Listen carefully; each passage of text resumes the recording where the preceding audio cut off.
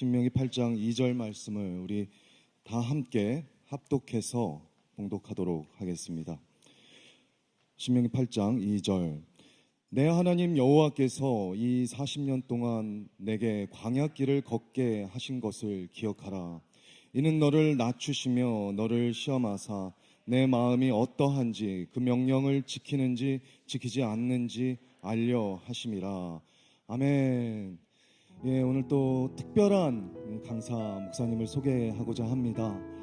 오버플로우라는 주제에 너무나 딱 맞는 강사님이시죠. 은혜와 진리의 기름 부으심이 아주 흘러넘치시는 설교자, 예, 벳살롬 교회를 담임하고 계시는 우리 김형익 목사님, 박수로 환영하도록 하겠습니다.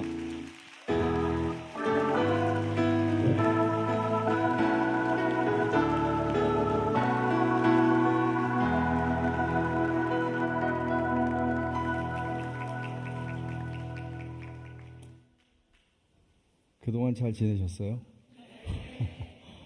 작년 이맘때 여러분들을 처음 여기서 뵌 것 같습니다.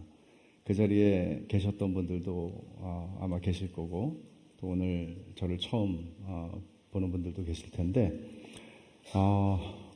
오늘 제가 전하는 말씀은 사실은 제가 수련회에서 말씀을 한번 전했고, 주일날 한번 삼성역에서 말씀을 전했는데, 이어지는 말씀입니다. 우리가 신앙생활을 하면서 다 신앙생활 잘하고 싶잖아요. 신앙생활을 잘하고 싶잖아요. 근데 잘 되진 않아요. 여기에는 몇 가지 우리가 짚어봐야 되는 문제들이 있는데, 그 중에 한 가지를 제가 오늘 이야기하려고 합니다. 그것은 과거에 관한 문제입니다. 우리가 은혜를 잘 받지 못하거나 은혜를 받고 있음에도 불구하고 내가 기대하는, 그러니까 은혜를 받았으면 은혜를 받은 걸로 끝나지 않잖아요. 은혜의 열매가 있단 말이에요. 은혜가 어떤 열매를 맺나 하면 그거는 우리를 그리스도를 닮아가게 만들어요. 근데 그런 일들이 내가 생각하는 것만큼 잘 일어나지 않는 것 같아요. 물론 이거는 이것 때문에 그래요, 이렇게 얘기할 수 있진 않아요. 그러나 우리가 모두 보편적으로 가지고 있는 한 가지 신앙의 장애와 같은 요소가 있는데, 그게 뭔가 하면 과거와 관련된 문제예요. 과거를 하나님의 말씀의 빛 아래서 해석하고 정리하고 소화해내지 못하면 우리는 앞으로 갈 수가 없습니다. 과거가 없는 사람은 우리 가운데 아무도 없습니다. 과거가 있기 때문에 오늘 우리가 존재하는 거죠. 과거의 연속성 안에서 우린 살아가요. 과거를 단절시켜버릴 수 있는 사람은 없어요. 그건 사기꾼이죠. 과거를 단절시켜버릴 수 있는 것은 정당한 삶의 방식은 아닙니다. 하지만 왜 과거를 단절시키고 싶은 마음이 드는가 하면 과거가 마음에 들지 않기 때문이죠. 과거가 그렇게 만족스러운 사람은 많지 않습니다. 아니, 거의 없습니다. 과거를 생각하면 좋은 날들도 있었지만 나쁜 날들이 있습니다. 그리고 그 나쁜 날들은 내 인생에서 이 날이 없었더라면, 내 인생에서 이 날이 없었더라면 나는 다른 삶을 오늘 살 수 있을 것 같은데 라고 생각하게 만드는 일들이 우리의 과거에는 다 있습니다. 없는 사람은 존재하지 않습니다. 그래서 우리는 과거를 지워버리고 싶거나 단절해버리고 싶은 유혹을 느끼곤 하죠. 근데 이런 태도, 과거에 대해서 내가 어떤 태도를 가졌느냐 하는 것이 우리의 신앙에 너무나 큰 영향을 준다는 거죠. 뒤집어서 말하면 내가 과거에 대해서 어떤 태도를 가졌느냐 하는 것은 내 신앙이 어떠한가를 보여주는 지표가 되기도 합니다. 많은 사람들이 일반적으로 가장 많이 과거에 대해서 취하는 태도는 묻어버리자입니다. 묻어버리자. 왜? 힘들었으니까. 기억하기도 싫으니까. 심지어 그 나쁜 기억이 떠오를 수 있을 거라고 생각되는 장소나 또는 어떤 사람이나 그것과 연관되어 있는 모든 것들을 피함으로써 우리는 과거를 묻어버리고 갈 수 있다고 착각을 합니다. 그렇지만 과거가 그렇게 쉽게 묻어질 수 없다는 것을 우리는 너무나 잘 압니다. 다 끝난 것 같은데 생각날 때가 있죠. 과거에 대해서 묻어버리자 하는 것은 신앙적으로 뿐만 아니라 그냥 일반 심리학적으로도 좋은 방식은 아닐 겁니다. 이것과 관련해서 또 하나 우리가 가지는 성경적이지 않은 방식의 태도가 있어요. 과거와 관련해서. 그건 뭔가 하면 좋은 환경이 감사를 만든다는 태도죠. 그러니까 나도 너 같은 집에서 태어났으면 이러진 않았어. 이런 생각할 수 있잖아요. 네가 내 사정을 알아? 어쩔 수 없었어. 그때 그 상황에서는 내가 어쩔 수 없었어. 우리는 이런 얘기들을 종종 합니다. 결국 환경 탓을 하는 거죠. 내가 이런 부모를 만났기 때문에 이렇고, 내가 이런 상황을 만났기 때문에 이렇고, 내가 그때 이런 일을 만났기 때문에 나는 지금 이럴 수밖에 없어 라고 생각하는 거죠. 근데 정말 그것은 온당한 태도일까요? 성경적으로? 그렇지 않습니다. 그러니까 예수님을 믿는다고 할 때, 예수님을 믿는 신앙은 단순히 내가 예수님 믿고 천국 간다, 죽으면 천국 간다, 이런 차원의 이야기로 축소될 수 없어요. 복음은 물론 영원히 우리가 살아가는 삶에 비하면 큰 것이죠. 비교할 수 없이 크죠. 그러나 우리가 지금 살아가고 있는 이 삶의 현실의 복음이 어떤 일을 하는가? 복음이 어떻게 여러분들로 하여금 다른 삶을 살게 하는가? 예수를 믿는다는 믿음이 똑같이 직장 생활하고 똑같이 같은 책상에 앉아서 일을 하고 똑같은 삶을 살아감에도 불구하고 어떻게 다르게 살게 만드는가? 특별히 우리의 과거와 관련해서 이 문제를 우리는 생각해 볼 필요가 있습니다. 필요 정도가 아니죠. 절대적으로 그렇게 해야만 하는 이유가 있습니다. 왜냐하면 이게 정리가 안 되면 신앙생활을 해도 계속 쳇바퀴 도는 것 같은 삶을 살아갈 수밖에 없으니까요.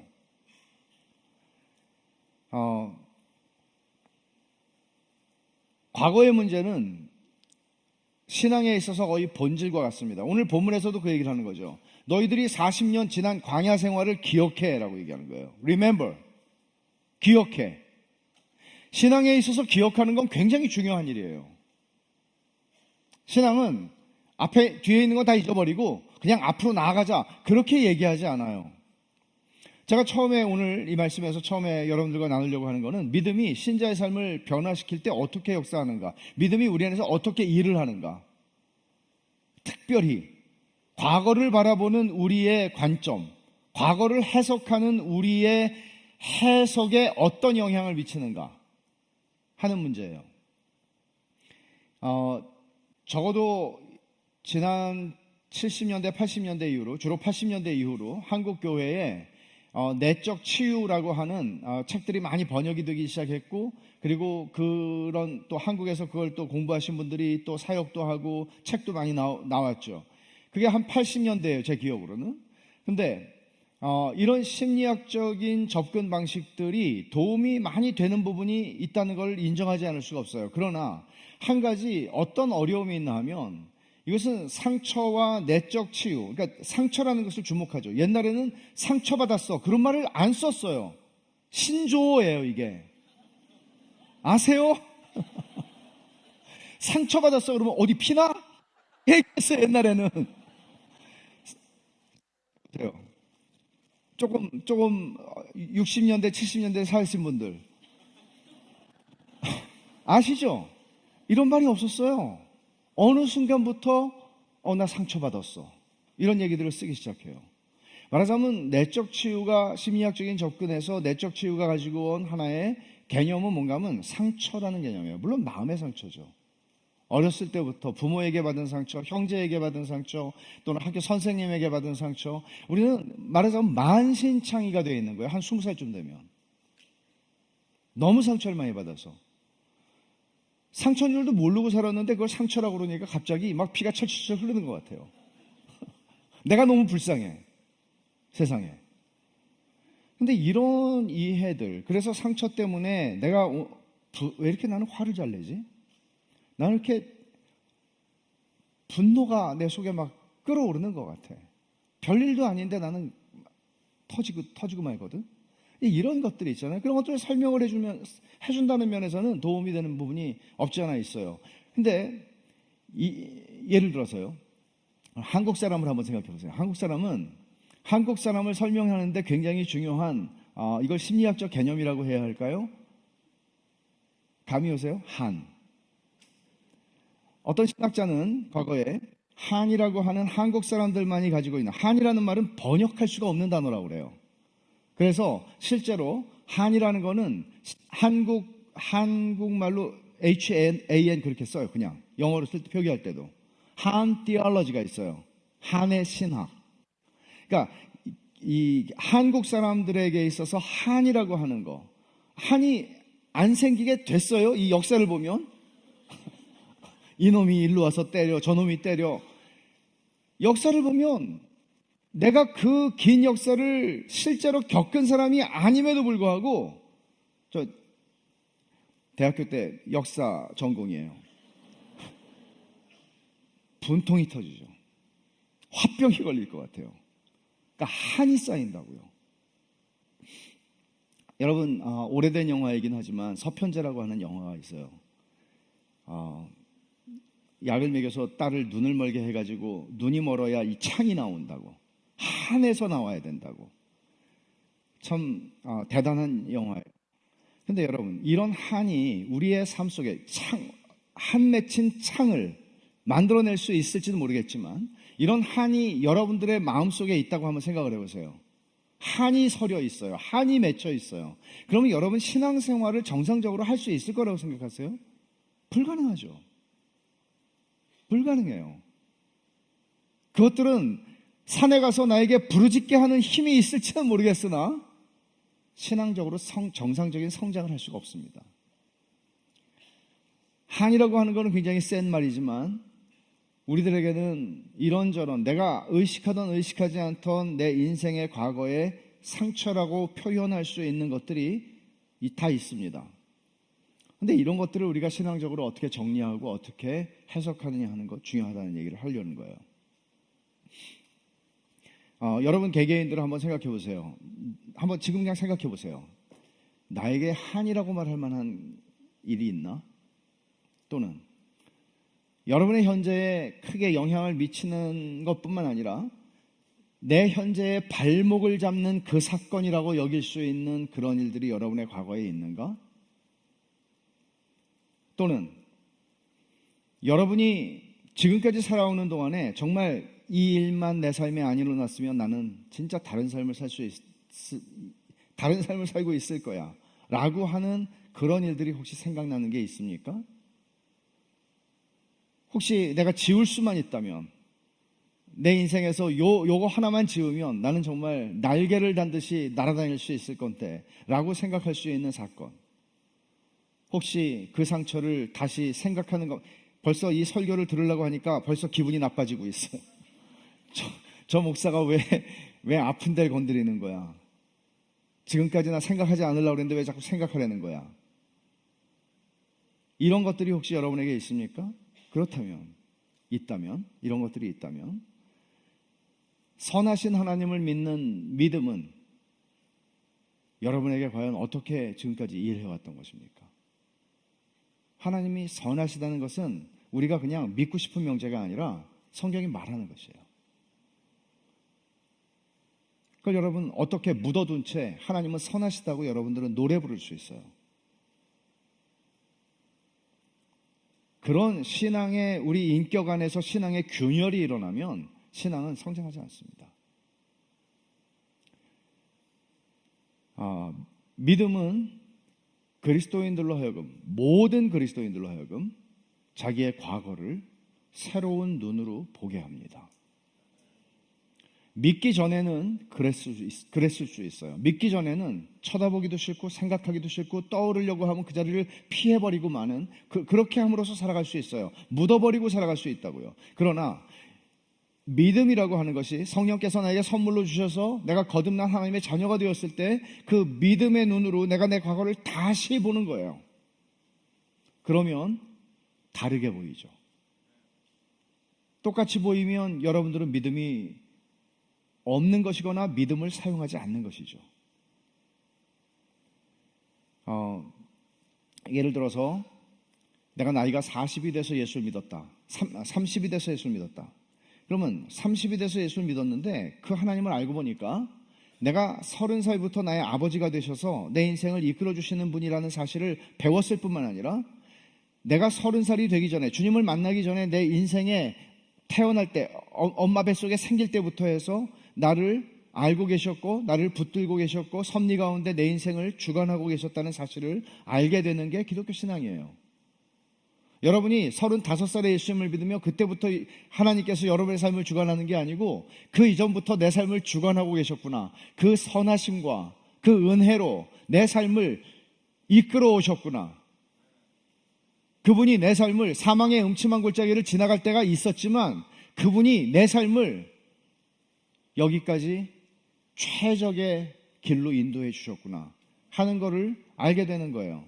그건 직감적으로 알아요.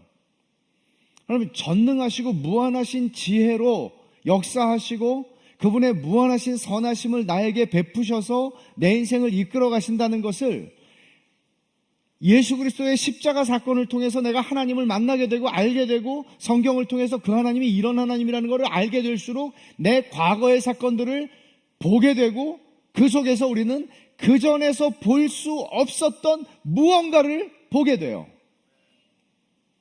그게 뭔가 하면 하나님의 손이에요. 하나님의 손이에요. 그러니까 나는 하나님을 몰랐는데, 내가 주님 만나기 전에 나는 하나님을 몰랐는데 하나님은 나를 아셨던 거죠. 나는 하나님을 무시하고 살았었는데, 나는 하나님을 무시할 뿐만 아니라 하나님을 욕도 하고 살았는데 하나님 나를 되게 사랑하셨던 거죠. 무지하게, 무한하게 나를 사랑하셨던 거죠. 이걸 느끼게 돼요. 그러니까 인격적으로 주님을 만난 사람들이 가지게 되는 보편적인 경험이에요. 이거는 굉장한 사람들이 느끼는 경험이 아니라고요. 그러면 이런 참된 믿음을 가지고 내 과거를 볼 때 조금 아까 제가 얘기한 것처럼 하나님의 손을 본다고 그랬잖아요. 근데 이게 질문은 이거예요. 예수님을 믿은 지 30년이 됐는데도 아직도 그게 안 보인단 말이에요. 과거를 보면 끔찍해요. 예수를 믿은 지 10년이 됐는데도 내 과거는 기억하기도 싫고 다 그냥 어디다가 묶어서 던져버리고 싶어요. 예수를 믿고 있는데도 멀쩡하게 나와서 예배를 드리고 찬양을 하고 하나님의 선하심을 노래하고 있음에도 불구하고 그런 일들이 과거와의 문제는 정리가 되지 않는 거예요. 왜 그럴까요? 그 믿음에 뭐가 문제가 생긴 걸까요? 믿음의 대상이신 하나님에 대한 오해와 무지 때문입니다. 하나님에 대한 무지 때문이에요. 말하자면 여러분, 우리의 신앙은 복음을 이해하는 것보다 더 잘할 수 없습니다. 무조건 뜨거워지는 게 문제가 아니고 복음을 내가 깨닫고 이해하는 것 이상으로 성장하지 못해요. 다시 말하면 하나님을 아는 여러분들의 지식보다 더 신앙이 성장할 수는 없어요. 우리의 신앙은, 기독교 신앙은 절대적으로 하나님을 아는 지식에 의존합니다. 그래서 성경이 계시하는 하나님이 어떤 하나님인가, 내가 믿고 싶은 대로 내 생각을 투사해서 만들어내는 하나님이 아니고 성경이 말씀하고 있는 하나님이 어떤 하나님인가, 그 하나님은 영원하다고 얘기하잖아요.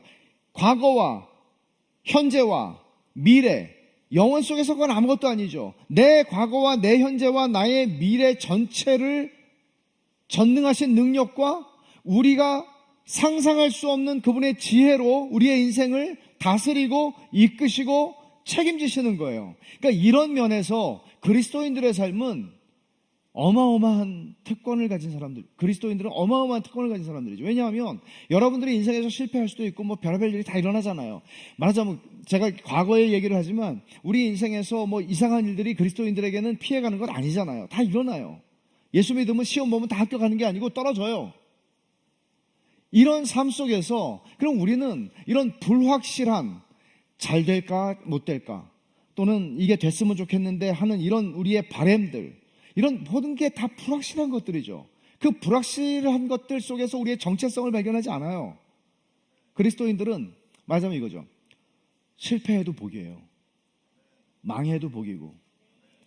이거는 쉽지 않죠. 아멘 하기가 사실 이게 쉽지 않아요. 아멘 하면은 하나님이 또 아멘 했지 너. 아멘 크게 해서 내가 들었어. 맛을 한번 봐. 신앙은 물론 오늘 저는 과거에 관해서 얘기를 할 거지만 과거와 현재와 미래에 대해서 우리의 관점을 완전히 새롭게 해줍니다. 그래서 우리는 다르게 살 수밖에 없어요. 다르게 살 수밖에 없어요. 오늘 읽은 말씀을 이해하기 위해서 배경을 잠깐 설명할게요.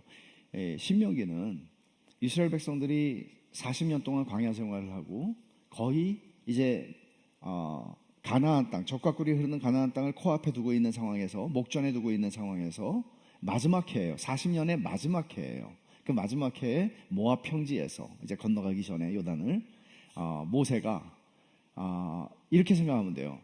가나안 오리엔테이션을 주는 거예요. 그리고 가나안 오리엔테이션과 함께 지난 40년 동안의 삶을 정리하면서 다시 한번 이스라엘 백성들이 언약 백성으로 들어가서 살아가기 위해서 하나님의 언약의 말씀을 그들에게 다시 한번 선포하는 내용이 신명기 전체의 내용입니다. 그래서 신명기는 회상하는 내용이 되게 많아요. 돌아보는 거, 지난 40년 동안 돌아보는 거예요. 그 중에서도 오늘 우리가 읽은 말씀은 너희 지난 광야 40년의 생활을 기억해 라고 말하잖아요. 이게 아주 하나님께서 너희가 가나안에 들어가기 전에 해야 할 일이 있어. 뭔가 하면 기억하는 일이야. 왜 하나님이 이런 말씀을 이 상황에서 하셨을까? 여러분, 이 상황을 한번 생각해 보세요. 여러분, 우리가 이스라엘 백성이 되었다고 생각하고 그 모압 평지에 우리가 모인 사람들이라고 생각해 보세요. 40년 전을 한번 생각해 보세요. 40년 전에 예를 들어서 내가 지금 나이가 50이에요. 50이면 10살 때 나왔겠죠. 그때 부모 손잡고 나왔겠죠. 삼촌도 있고 뭐 다 있었겠죠. 근데 삼촌도 부모도 다 없어요 지금은. 왜? 다 죽었어요. 20살 이상 돼서 나온 사람 중에 살아있는 사람은 모세와 여호수아와 갈렙 세 사람밖에 없어요. 다 죽었어요. 가데스바네에서 그들이 반역을 일으킨 결과 20세 이상으로 출애굽할 때 나온 사람들은 다 광야에서 죽었고 하나님은 그 시간을 기다리셨어요.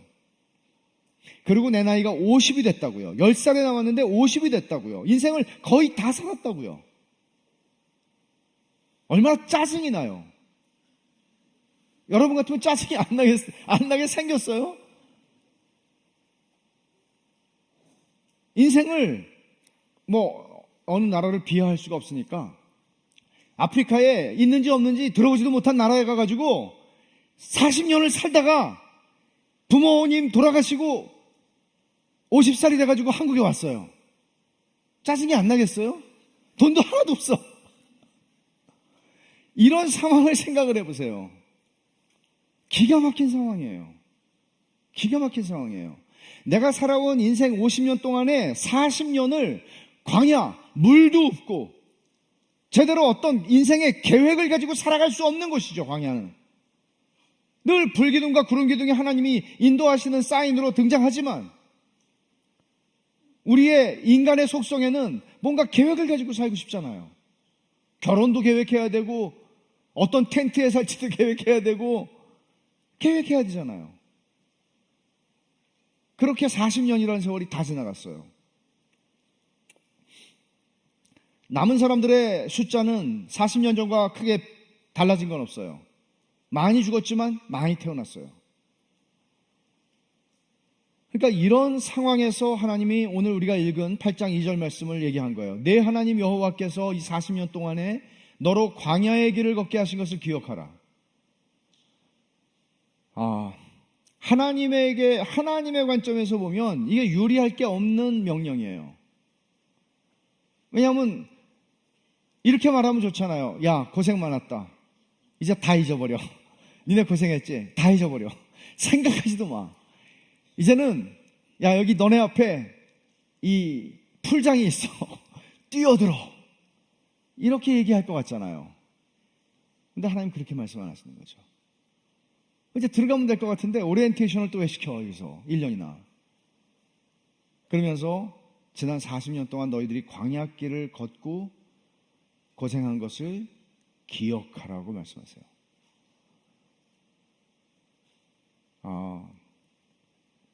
제가 리더라면 이들의 리더였다면 야, 다 잊어버리고 뛰어들어 이렇게 얘기했을 거예요. 근데 하나님은 기억하라고 그러시는 거죠. 여러분, 하나님께서 광야를 기억하라고 그럴 때 이 광야라고 하는 이 말은 지긋지긋한 말이었을 겁니다. 광야, 사막이에요. 뭘 의지할 수 있는 게 없어요. 그런 고통스럽고 힘들었던 그들의 과거를 가급적이면 이제 나는 가나안에 들어가면은 40년 동안의 인생은 없었던 걸로 칠 거야. 잊어버릴 거야. 이렇게 지금 생각하고 있는데 하나님께서 40년 동안 너희가 광야길을 걸은 것을 기억하라고, 그 고통스러운 여정을 기억하라고 말씀을 하세요.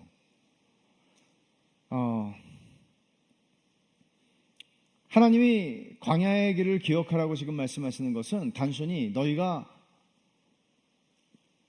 그 전에 하던 방식이 아니고 지금 너희가 광야의 길을 기억해야 되는 것은 믿음의 눈을 가지고 광야의 길을 기억해야 되는 거야. 믿음의 눈을 가지고 광야를 봐야 되는 거야. 지금 그런 얘기를 하시는 거거든요. 믿음의 눈을 가지고 그 과거를 보면 뭐가 보인다고요? 하나님의 손이 보인다고요. 그전에는 보이지 않던 거예요. 근데 하나님의 손이 보여요. 여러분들도 과거의 삶을 돌아보면서 특히 과거에서 가장 내 인생에서 힘들었던 시간을 기억하면서 하나님의 손을 볼 수 있다면 여러분은 믿음으로 지금 과거를 보고 있는 거죠. 근데 하나님의 손이 안 보이면 믿음으로 과거를 보고 있는 게 아닌 거죠. 이거는 굉장히 명확합니다.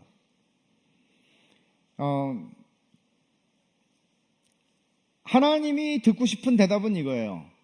너희가 과거 40년 동안에 많은 사건들이 있었잖아. 우리가 민수기 출애굽기에서 얼마나 많은 사건들을 봤어요. 그 많은 사건들이 있잖아. 그 사건들을 보면서 너희가 그 사건들마다 나타난 하나님의 손길을 너희가 볼 수 있기를 바래. 이게 하나님이 하시는 말씀이거든요. 하나님은 이렇게 말씀하실 수 있을 자신이 있으세요. 우리를 향해서도 마찬가지예요.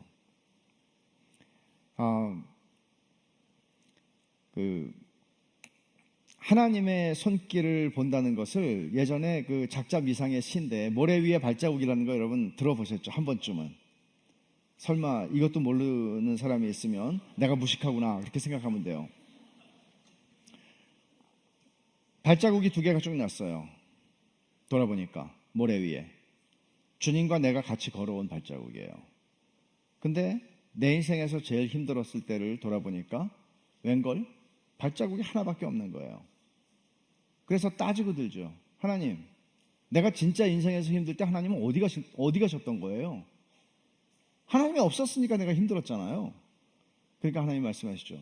그거 내 발자국인데? 네 발자국, 내가 너 너무 힘들어가지고 업고 갔잖아. 이거죠. 말하자면 우리는 어떤 눈으로 보는가에 따라서 내 발자국밖에 안 보여요. 내가 진짜 힘들었을 때 하나님 어디 가신 거야? 라고 생각해요. 근데 하나님이 말씀하시죠. 그거 내 발자국인데? 이게 하나님의 손을 보는 거예요. 하나님의 손길을 보는 거예요. 내 과거의 삶 속에서. 내 과거의 모든 힘들었던 모든 순간들 속에서 하나님의 발자국을 보는 거고 하나님의 손길을 보는 거예요. 여러분, 이 작업이 왜 중요한가 하면 여러분들이 이 작업을 하지 않으면 여러분들의 앞을 한번 생각해 보세요. 앞에 여러분들의 인생에 무슨 일이 일어날지 어떻게 알아요? 저 사람에게 일어나는 일이 내 인생에는 안 일어날 거라고 장담할 수가 없다고요. 너무 불안하잖아요. 근데 그 불안함 속에서도 하나님을 믿는다고 그래요. 근데 하나님을 믿는데 진짜 하나님을 신뢰하기 때문에 내가 누릴 수 있는 평안함과 진짜 하나님을 신뢰하기 때문에 내가 가질 수 있는 그 누구도 깨뜨릴 수 없는 만족함을 결코 경험할 수 없죠. 결코 경험할 수 없죠. 불안하죠. 어떤 뉴스를 보면 야, 저런 일이 우리 집안에 일어나지 않으리라는 보장이 있어? 불안하죠. 두렵죠. 왜? 이미 하나님한테 속은 경험이 있기 때문에. 내가 힘들 때 하나님 안 계셨잖아요. 하나님은 선하시다고 노래는 부르지만 진짜 내가 힘들 때는 나를 내버려 두셨잖아요. 말하자면 과거에 대해서 이런 방식으로 우리가 대충 묻어두고 가는 한 여러분들은 결코 하나님을 신뢰할 수 없어요. 그럼 어떻게 돼요? 하나님을 신뢰하지 않는데 어떻게 돼요? 그리스도를 닮아갈 수가 없죠. 그리스도를 닮아가는 것은 신뢰의 열매거든요.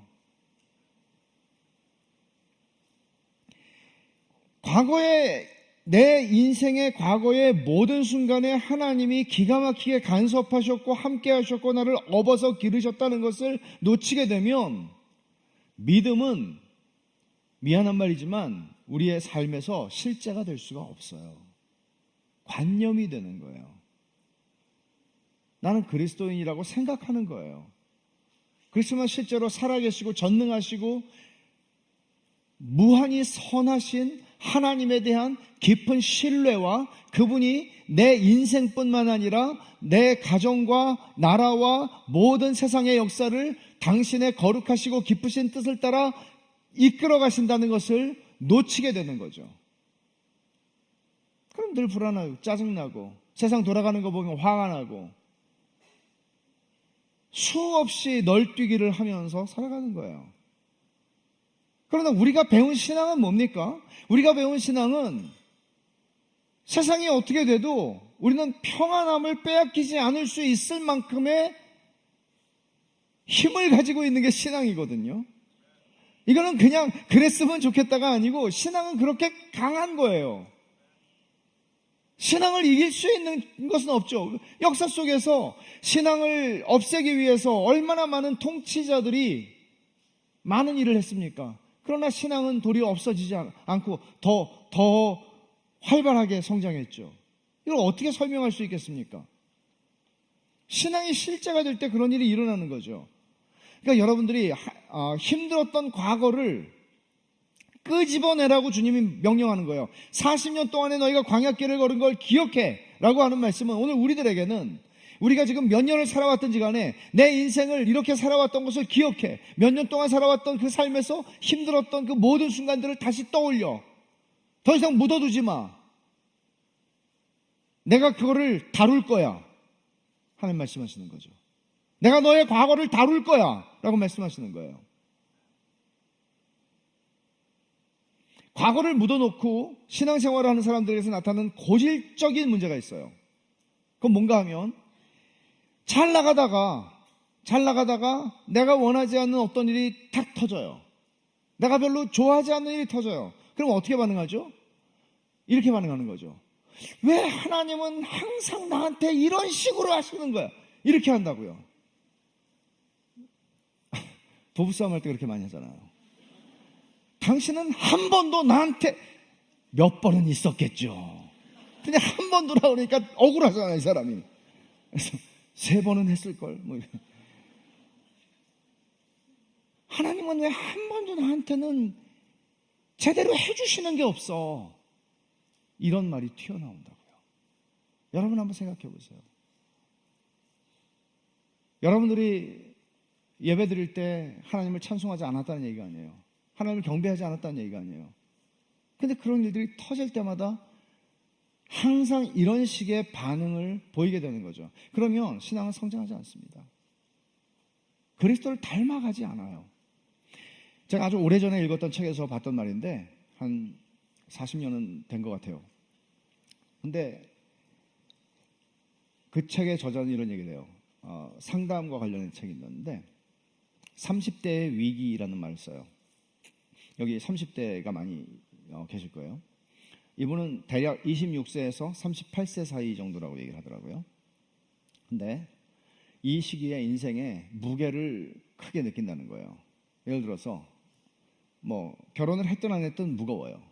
그리고 아기를 가졌든 안 가졌든 무거워요. 그리고 정말 버겁다는 생각을 해요. 야, 인생이 정말 너무나 버겁다.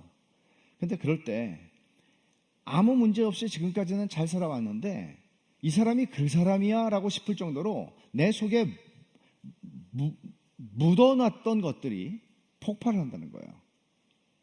그게 이제 30대의 위기라고 이분이 얘기를 하는데 그 30대의 위기에서 이분이 3가지를 얘기해요. 3A 결핍증이라고 얘기해요. 첫째 A는 뭔가 하면 acceptance예요. 내가 어린 시절에 또는 자라나 이게 뭐 상처라는 개념으로 이해할 수도 있겠죠. 수용을 받지 못했어요. 용납되는 경험이 없었어요. 거절당하는 경험들이 되게 많았어요. 이런 것들. 근데 그런 게 별로 나타나지 않다가 그냥 잘 꾹 참고 잘 왔어요. 근데 내 인생에서 더 이상 이 여유가 생기지, 마진이 없는 거예요. 폭발하는 거죠. 두 번째 얘기가 뭔가 하면 affirmation이에요. 인정을 받지 못했어요. 또 세 번째는 뭔가 하면 affection이에요. 애정을 받지 못했어요. 사랑을 별로 받지 못했어요. 감정적으로. 그러니까 이런 세 가지 A가 결핍됐다. 그러니까 과거의 삶에서 이 세 가지가 충분하게 채워지지 않으면 나도 그냥 살아왔어요. 근데 인생에서 진짜 버거운 20대, 30대가 되었을 때 누군가에게 터지는데 일반적으로 그게 어떻게 되겠어요? 결혼한 사람 경우에는 배우자를 향해서 터지겠죠. 가장 가까운 사람에게 터지겠죠. 그러니까 여러분, 젊은 부부들이 결혼 생활의 위기를 겪고 또 잘 해소하지 못하는 이런 것들은 이상한 일이 아닙니다. 얼마든지 그럴 수 있는 것이죠. 그러니까 과거의 사건들을 묻어만 두고 가면 이렇게 된다는 걸 얘기하는 거예요. 그러니까 하나님께서 지금 이스라엘 백성들에게 과거의 40년을 기억해라 라고 명령하시는 것도 이런 이유가 있는 거죠. 당장은 좋아요. 당장 가나안 땅에 들어가면 이제는 뭐 농사도 질 수 있고 뭐 젖과 꿀이 흐르고 어쩌고 다 좋아요. 근데 오래 가지 않아요. 오래 갈 수 없어요. 걸려있는 게 있으니까. 우리도 다 마찬가지입니다. 하나님을 믿는 많은 사람들의 믿음이 성장하지 않는, 정체되어 있는 이유 중에 하나는 바로 이 문제라는 거예요. 그래서 하나님의 손을 발견하는 사람들은 이런 고백을 하게 되죠.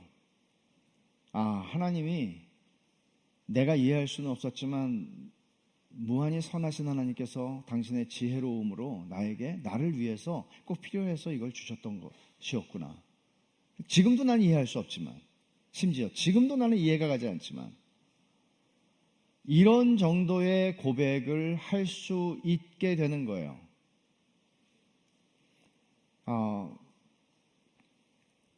그렇게 되면 여러분 생각해 보세요. 신앙이 우는 거는 아니에요. 그렇지만 우는 건 되게 중요해요. 감정 없이 신앙생활 할 수는 없어요. 근데 우는 것도 내 과거를 생각하면 한이 맺히고 서러워가지고, 근데 그렇게 우는 거는 진짜 은혜 받아서 우는 거하고는 달라요. 그렇죠? 이렇게 우는 거 있어요. 한이 맺히고 서러운데 알고 보니까 그 한 맺히고 서러운 그 사건 속에서 하나님의 선하심을 본 거예요. 그러니까 또 눈물이 쏟아져요. 이거는 기쁨과 감사의 눈물이잖아요. 이건 하나님을 신뢰하기 때문에 우는 눈물이고, 아까 거는 하나님을 못 믿어서 생기는 눈물이에요. 억울해서. 포도교에서 내가 제일 억울한 사람 넘버1인 것 같아요. 랭킹. 그런 생각이 드는 거예요. 억울해요. 우리가 하나 주목할 것은 오늘 말씀에서 하나님이 왜 하필이면 이 시점에 이 얘기를 하시는가? 왜 하나님이 이 시점에, 지금 들어가면 되는데 이 시점에 말씀하시는 걸까요? 평생 지긋지긋한 광야 40년 이제 끝났는데 왜 하필 이때 이런 말씀을 하시는가? 하나님은 첫째로 좋은 환경이 감사를 만든다는 생각을 교정해 주시기 위해서 이 말씀을 하시는 것은 분명해 보여요. 말하자면 너네들이 지금까지는 감사할 수 없었지, 근데 이제는 좋은 환경이니까 감사해, 그런 거는 아니라는 거죠. 여러분, 이건 동의하세요? 머리로는 동의가 되죠. 머리로는 우리는 다 동의가 돼요. 좋은 환경이 감사를 만들지 않아요. 나쁜 환경이 불평을 만들지 않듯이. 하나님께서 40년의 광야 생활을 묻어버리고 가나안 땅에 들어가게 될 때 그들이 감사할 것이라고 생각하지 않으셨어요. 결코. 말하자면 여러분들에게 오늘 기가 막히게 여러분이 원하는 것보다 더 나은 환경을 주신다고 해서 감사하죠. 6개월 동안. 6개월 이상은 안 가요, 그거는. 그 다음부터는 또 불평하기 시작해요. 그럼 하나님께서 왜 그들로 광야길을 걷게 하셨는지에 대한 묻는, 기억하라고 하는, 그리고 하나님의 의도를 기억하라고 하는 그 의도를 한번 보세요. 신명기 8장 2절 하반절에 이렇게 말씀하세요. 내가 너를 광야길을 걷게 했던 것은 너를 낮추고 너를 시험하여 내 마음이 어떠한지 그 명령을 지키는지 안 지키는지 알려 하심이라. 3절에서도 그 얘기가 나와요. 낮춘다는 말이. 하나님이 우리를 낮추려고 그걸 주셨다고 얘기하는 거예요. 어떤 의미일까요? 하나님 우리가 좀 잘 되는 거 싫어하시나요? 하나님 우리가 좀 잘 나가는 거 싫어하세요? 그런 의도가 아니죠. 하나님 낮추시기 위해서 내가 너희에게 40년 동안 허락하였다. 그렇게 얘기를 하는 거죠. 그러니까 낮추셨다는 얘기 이런 맥락이에요. 이스라엘 백성들이 내가 누군지를 착각하지 않게 하시는 하나님의 방법이었어요. 이거는 내가 누군지. 여러분 신명기 9장 6절 7절을 보면 더 자세하게 설명을 하고 있는데 이렇게 말합니다.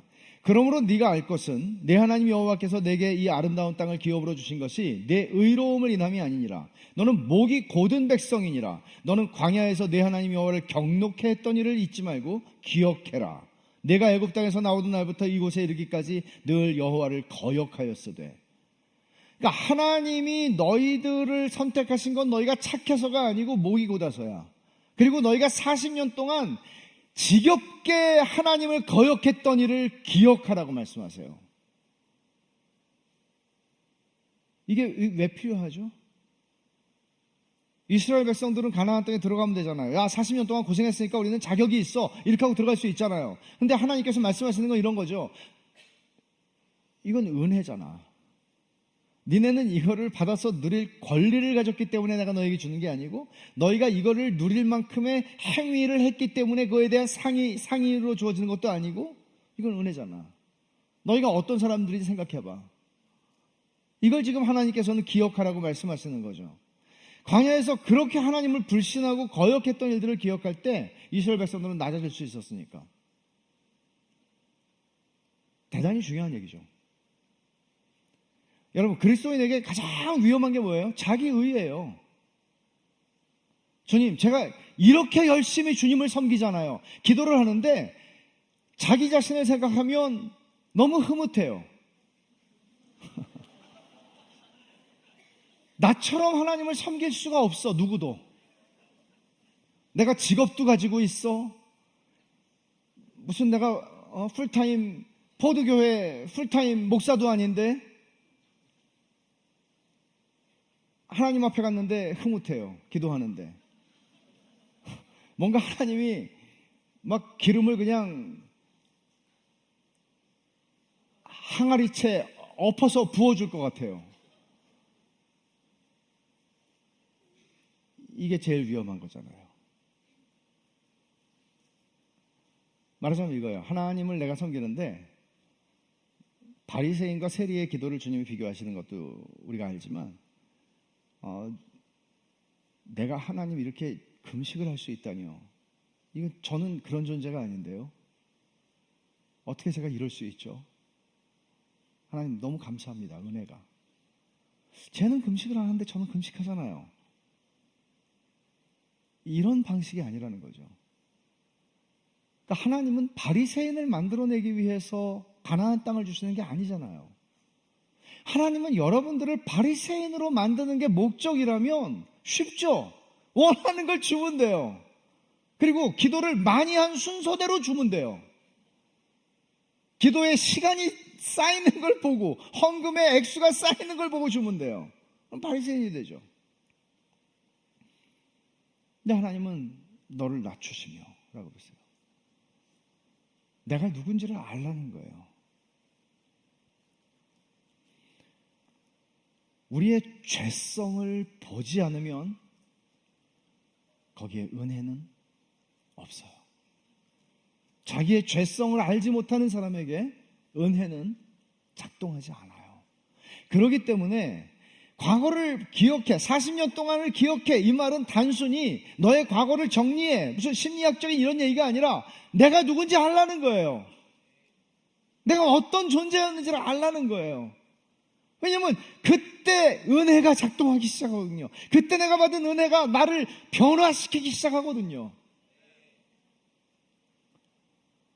자기의 죄성과 죄악을 알고 그거를 회개할 때, 그 회개한다는 거는 내가 뭐 무슨 간음을 하고 살인을 하고 도둑질하는 걸 회개하는, 그거 당연히 회개해야죠. 그러나 내 속에 숨겨져 있는 그 잘난 척, 내 속에 숨겨져 있는 그 경건한 척, 내 속에 숨겨져 있는 그거를 회개하라는 얘기를 하는 거예요. 네가 원래 그런 사람 아니라고, 네 과거를 생각해보면 알 거 아니야 라고 얘기하는 거예요.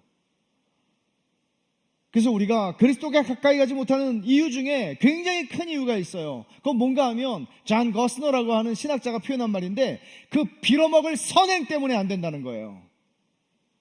damnable, 저주받을 만한 선행 때문에. 선행이 왜 저주를 받아야 되죠? 그 빌어먹을 의로움 때문에 안 된다는 거예요. 나 괜찮은 사람인 거, 나 신앙 좋은 사람인 거, 내가 우리 교회에서 그래도 내가 신앙으로 말하자면 둘째가라면 서러운 사람이라는 거, 그 빌어먹을 신앙 때문에, 그 빌어먹을 의로움 때문에 하나님에게 가까이 못 가요. 거기에는 은혜가 작동할 수 없는 거죠. 은혜가 작동할 수 없는 거죠.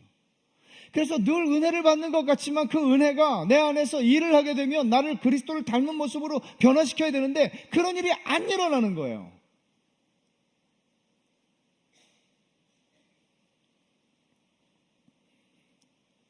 아까 제가 그 내적 치유에 대해서 잠깐 얘기를 했는데, 내적 치유가 가지는 위험성을 제가 한 가지를 보는 건 이거예요. 뭔가 하면 죄를 상처로 이해하는 거예요. 여러분의 과거를 돌아보면서 내가 받은 상처, 그러면 나는 피해자고, 가해자는 우리 부모님, 우리 형, 오빠, 뭐 다, 내 인생에 만난 사람 다 가해자예요. 난 피해자예요. 근데 내가 하나님을 믿게 됐어요. 하나님을 믿은 다음에 그 상처를 돌아보니까 이런 생각이 드는 거죠. 하나님 왜 우리 부모님이 나한테 상처 주도록 내버려 두셨어요? 하나님 왜 그 사람들이 나에게 상처 주도록 내버려 두셨어요? 그러면 어떻게 돼요? 하나님이 나한테 회개해야 되는 거예요. 하나님 저한테 사과하세요. 무엇이 위험한 건지 아시겠죠? 죄를 상처로 이해하게 되면 내가 회개하지 않아요. 이건 굉장히 중요한 핵심적인 요소예요. 하나님이 우리 자신들을 과거를 통해서 내가 누군지를 보게 하시는 것, 그 목적을 위해서 40년을 기억하라고 말씀을 하시는데 이것만은 아니죠. 또 있어요. 이유가. 하나님은 믿음으로 사는 삶이 어떤 삶인지를 가르쳐 주시기를 원하셨습니다. 여러분 3절과 4절을 다시 한번 보죠. 신명기 8장 3절과 4절. 너를 낮추시며 너로 줄이게 하시며 너도 알지 못하며 내 열조도 알지 못하는 만나를 네게 먹이신 것은 사람이 떡으로만 사는 것이 아니요 여호와 입에서 나오는 모든 말씀으로 사는 줄을 너로 알게 하려 하심이니라. 이 40년 동안에 내 의복이 헤어지지 아니하였고 내 발이 부르지 아니하였느니라. 이스라엘 백성들은 우리가 알다시피 광야에서 농사짓지 않았습니다. 그들이 살기 위해서 의존해야 하는 것은 하나님뿐이었습니다. 하나님께서는 하늘의 창을 여시고 이스라엘 백성들에게 40년 동안 만나를 매일 공급해 주셨습니다. 안식일 빼고. 그리고 그들을 불기둥과 구름기둥으로 광야에 무슨 뭐 도로 표지판이 있겠어요? 인도해 주셨습니다. 근데 4절 말씀이 놀랍죠? 이 40년 동안 네 의복이 헤어지지 아니하였고 발이 부르지 아니하였느니라. 여러분 이런 기적이 있었다는 사실을 아셨어요? 만나가 떨어지는 것도 기적이지만 옷이 여러분 우리가 입은 옷만 하겠어요? 그 사람들이 뭐 대충 좋은 말이 나올 수가 없는데 하여간 헝겊대기 같은 거 붙이고 다니지 않았겠어요? 그게 40년 동안 헤어지지 않았대요. 우리가 아무리 좋은 옷 즐긴 옷이라도 40년 동안 계속 입는다고 생각해 보세요. 다 떨어지겠죠. 떨어지지 않았대요. 그리고 너희 발이 부르트지 않았다. 발이 이 사람들 뭐 신고 다녔어요? 부츠 신었겠어요? 천만에 샌들 신었을 거라고요. 근데 부르트지 않았대요. 왜죠? 하나님께서 영양소들을 공급해 주셨다는 얘기죠. 그러니까 조금 아까 이랬잖아요. 주님이 마귀가 시험할 때 대답하셨던 그 말씀. 사람이 떡으로만 사는 게 아니고 여호와의 입에서 나오는 모든 말씀으로 산다. 믿음으로 사는 삶이잖아요. 그러니까 믿음으로 사는 삶은 광야에서 경험하기가 딱 좋죠. 왜냐하면 광야에서 의지할 게 아무것도 없고 하나님만 봐야 되니까. 근데 자, 젖과 꿀이 흐르는 땅에 들어갔어요. 그러면 이제는 하나님을 믿는 믿음을 스탑하고 이제는 우리를 믿고 살면 돼요? 능력을 믿고 살면 돼요? 그게 아니라는 얘기를 또 하는 거예요, 주님은.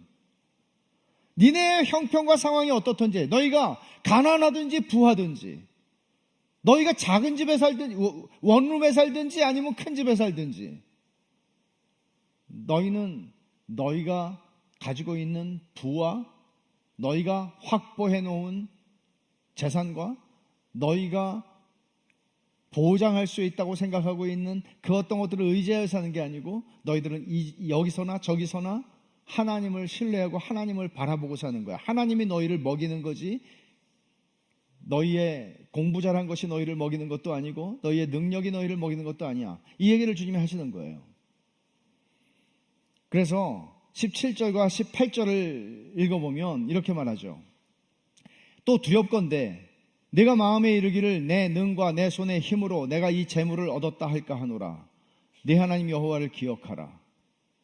그가 네게 재물 얻을 능을 주셨음이라.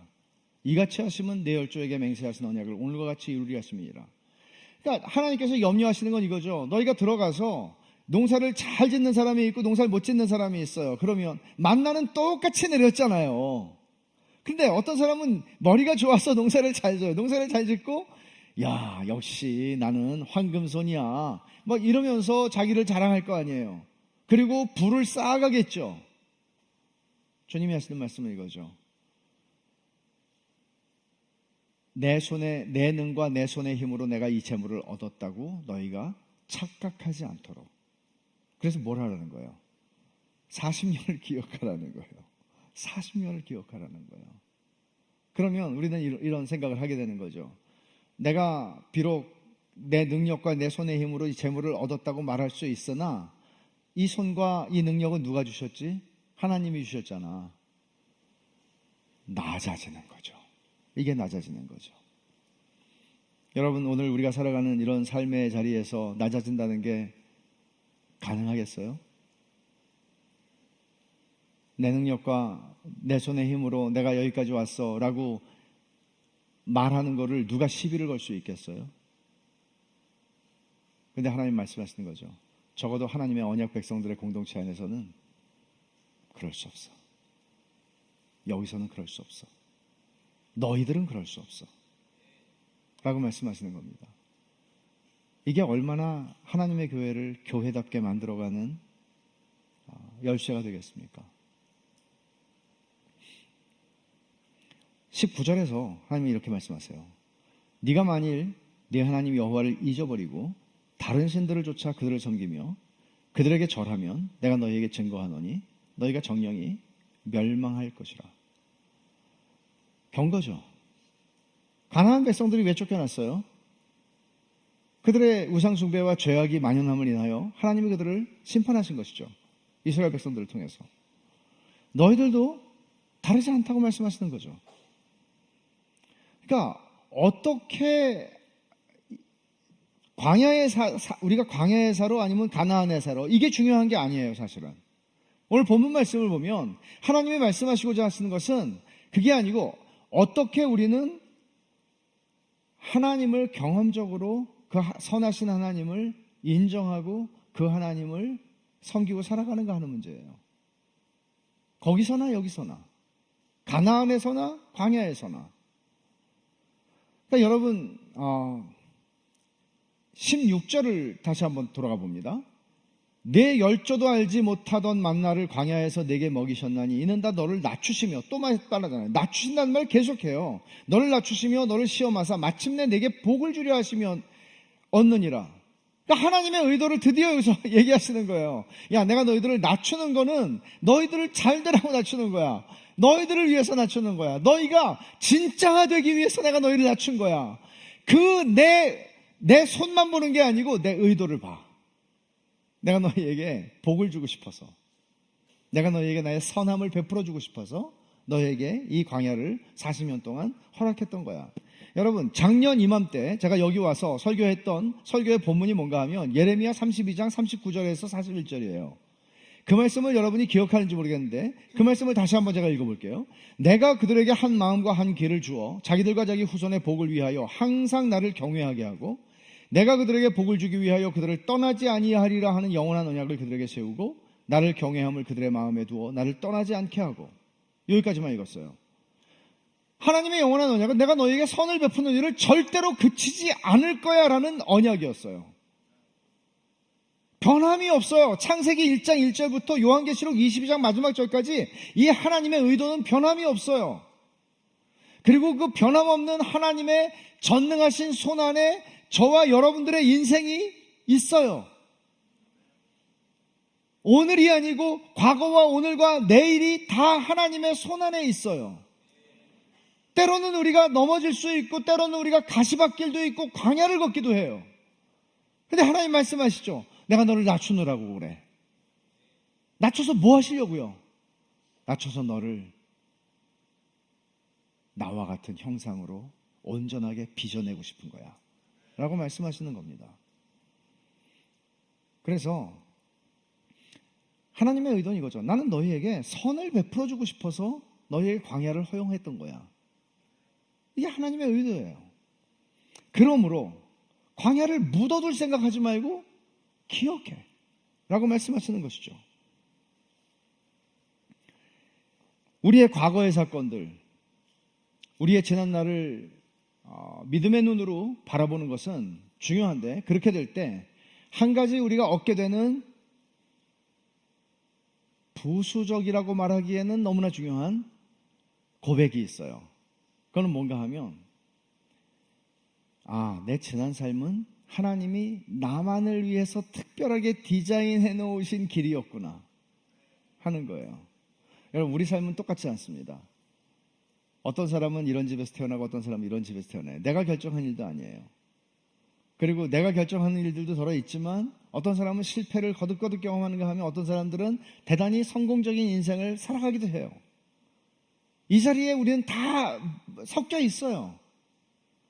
근데 우리는 이런 생각을 하죠. 왜 나는 저 사람과 같지 못할까? 왜 하나님은 내 인생은 왜 이렇게 찌그러지는 길로 나를 데리고 가시나? 근데 성경의 대답은 이거죠. 만약에 여러분이 믿음의 눈으로 과거를 봤을 때 하나님의 손을 보는 거예요. 하나님의 손을 보고 뭐라고 고백을 하는가 하면 하나님이 나라는 인간을 다 다르잖아요. 지문이 다르을 때 모든 사람이 다 다르잖아요. 나라는 인간을 하나님의 사람으로 만들어가기 위해서 나를 위해서 하나님은 이런 길을 디자인하셨구나. 저 사람은 직선으로 가는데 나는 이렇게 돌아가도록 디자인하셨구나. 근데 나는 이 길을 가야 행복한 사람이구나. 진짜가 될 수 있는 사람이구나. 이거를 고백하게 되는 거예요. 그래서 여러분, 우리가 여러분의 장래에 아무리 좋은 삶이 펼쳐진다고 할지라도 여러분의 과거의 삶에서 하나님의 선하심을 확인하지 못하면 여러분들은 그 좋은 삶, 가나안에서 선하신 하나님을 즐거워하고 그 은혜를 누리고 감사하는 일은 없을 겁니다. 이렇게 중요해요. 우리의 과거를 기억하는 거는. 여러분, 오늘 이 말씀을 듣고 생각을 해보세요. 나는 어떻게 할 것인가? 여러분, 하나님의 의도는 12절 13절에 신명기 8장 12절 13절에 이렇게 말하고 있어요. 먹어서 배부르고 아름다운 집을 짓고 거주하게 되며 소와 양이 번성하고 은금이 증식되며 소유가 풍부하게 되는 삶을 너희가 가나안에 들어가서 살 거라고 말씀하세요. 그리고 이거를 똑같은 표현인데 6장에서는 이렇게 표현을 합니다. 6장 10절과 11절을 보면 네가 건축하지 아니한 크고 아름다운 성읍을 얻게 하시며 네가 채우지 아니한 아름다운 물건이 가득한 집을 얻게 하시며 네가 파지 아니한 우물을 먹게 하시며 네가 심지 아니한 포도원과 감람나무를 얻게 하사 너로 배불리 먹게 하실 때, 가나안에 들어갈 때. 이게 얼마나 대단한 말씀이에요. 여러분, 이 말씀을 읽으면 우리는 창세기 1장과 2장으로 가야 돼요. 하나님이 아담이 수고하지 않은 모든 것을 누리도록 에덴 동산을 퍼펙트하게 주셨잖아요. 그에게. 이게 하나님의 의도예요. 끝까지, 요한계시록 끝까지 하나님의 의도예요. 하나님이 사랑하는 자기 자녀들을 위해서 하나님은 이걸 주시기를 원하세요. 근데 근데 이렇게 6장 10절과 11절에 말씀하시고 나서도 12절에 이렇게 말씀하시죠. 그래도, 제가 이거 그래도는 제가 집어넣은 거예요. 너는 조심하여 너를 애굽 땅 종되었던 집에서 인도하여 낸 여호와를 잊지 마. 잊지 마. 과거를 기억함으로써 우리는 하나님을 보게 돼요. 과거를 기억하는 것이 내 죄성을 보고 하나님의 선하심을 보게 하고, 그리고 하나님을 붙잡게 하는 굉장히 중요한, 말하자면 하나님을 신뢰할 수 있는 여러분의 신뢰의 힘을 더해주는, 이게 어디서 나오나 하면 과거를 기억하는 데서 나와요. 그래서 부요하든 가난하든 하나님을 기억하고 살아가는 건데, 그럴 때 우리는 이런 고백을 하는 거죠. 내가 지나온 삶은 하나님이 나를 위해 디자인하신 삶이었구나. 여러분, 우리를 하나님이 기성복으로 맞춰서 기성복으로 주지 않으시고 다 나에게 맞는 삶을 하나님이 디자인해서 최적화하셔서 하나님이 우리의 인생을 인도하시는 거예요.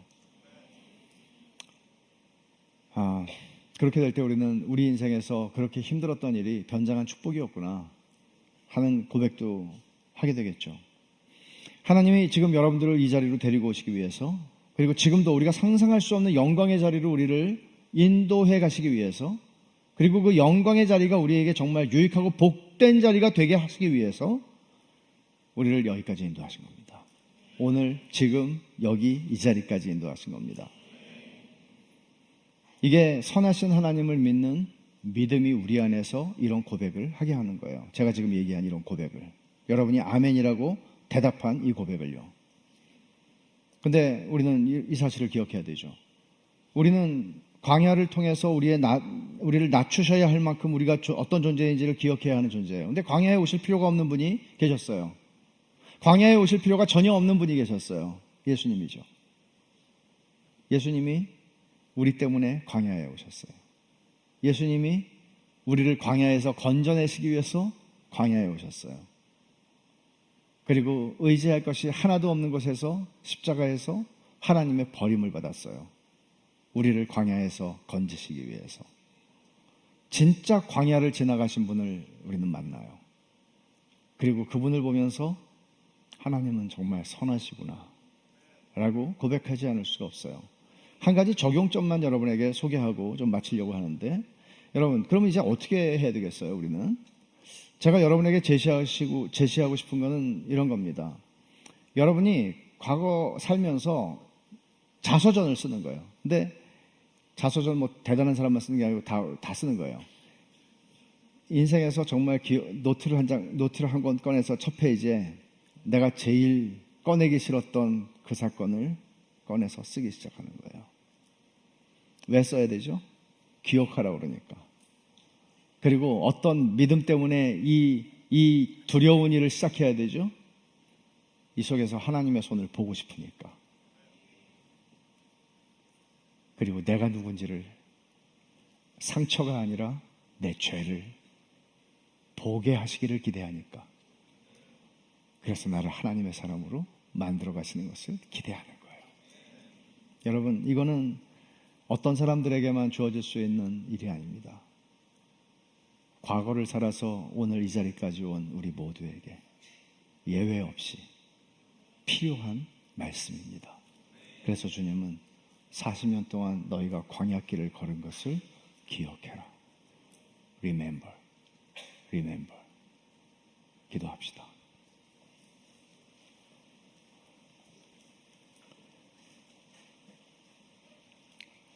거룩하신 하나님 아버지, 감사합니다. 무한히 선하신 하나님께서 저희들의 인생을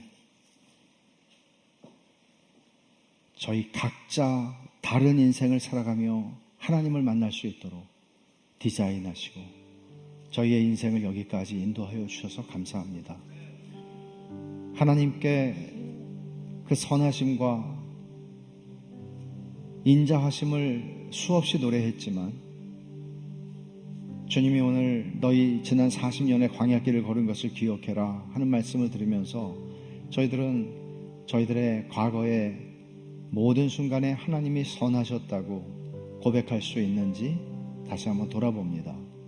하나님 아버지, 저희 과거에 묻어두고 갈 과거는 하나도 없으며 그 모든 과거의 사건들 속에서 하나님의 선하심이 놀랍게 나타났고 그 일을 통해 저희를 낮추시며 저희를 하나님의 사람으로 빚어가시는, 저희에게 복 주시기를 너무나 기뻐하시는 그 하나님의 선하심을 신뢰하기에 저희에게 용기를 주셔서 저희의 묻어놓았던 과거들을 다시 들추어내고 그 속에서 하나님을 만나는 은혜의 역사들이 있게 하여 주시옵소서. 예수님의 이름으로 기도하옵나이다. 아멘.